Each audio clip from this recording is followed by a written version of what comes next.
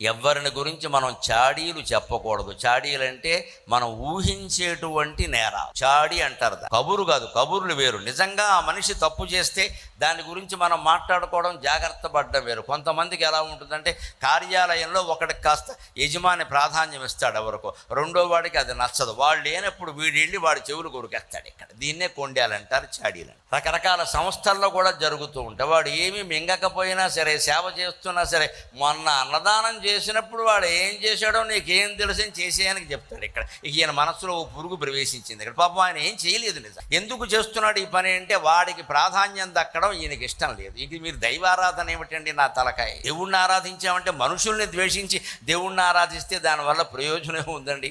కనబడే మనుషులందరినీ మనం ద్వేషించి కనబడని దేవుణ్ణి పూజిస్తున్నామంటే మనం పిచ్చాళ్ళం అవుతామమ్మా.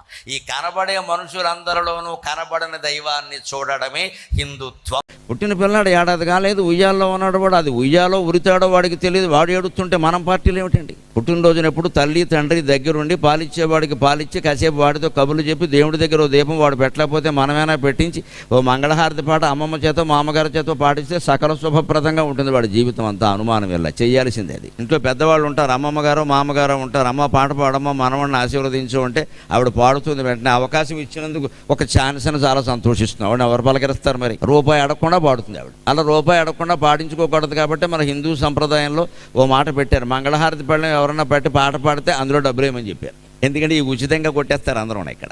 వాళ్ళు కష్టపడి పాడలేదు ఏమిటి? వాళ్ళ ఇంటి ఆడపడుచులు. అందుకని వాళ్ళు పెద్దవాళ్ళైనా చిన్నవాళ్ళైనా కోటీశ్వరులైనా మంగళహారతి పాడిన వాళ్ళ పల్లెల్లో ఈ రోజు లెక్క ప్రకారం అయితే 500 వేయాలి. కనీసం 5 రూపాయలు ఇస్తే కుదరదు ఇక్కడ. అన్నగారు అమ్మాయిలు, తమ్ముడు గారు అమ్మాయిలు, మరదల గారు అమ్మాయిలు వచ్చి పాడతారు. వాళ్ళు ఈ బాబాయ్ గారు ఏదో ఇస్తారని వాళ్ళు ఆశిస్తారు. అవి ఆశించినా ఆశించిపోయినా ఆశీర్వచనం ఇవ్వాలి, భారీగానే.